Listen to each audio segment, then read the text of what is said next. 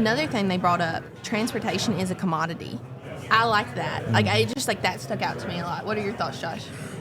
Well, if we're going to commodify it, then we're going to be looking at the aviation fuels and things of that nature and an uptick in biodiesel. So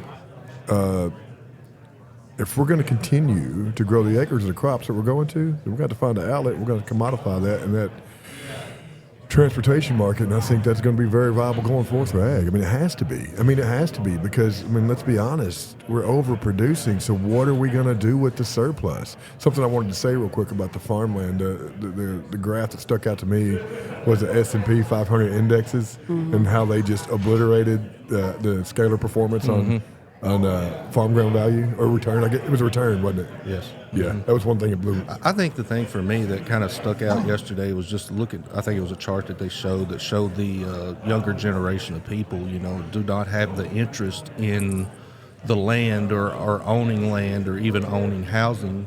The American dream, I guess, for my parents' age and even for my age was, maybe to have enough money to be able to buy a house. And they were saying that, the younger generation don't really care much about that. They would rather spend their money traveling to and taking pictures. And taking pictures of it and putting on social living media. above their means or their parents' means. Yeah, and they they would just soon rent. So for the housing market, that does not look good, or for the land market, it does not look good. That's what we talked about. Will it be? Where you're at though, where you're at specifically, it's probably a unique situation. Yeah, because you're going to be buying ground based off commercial real estate value.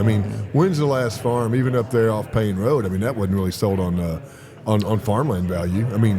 To a degree. But I don't know if there's anywhere in the United States that's sold on farmland value anymore.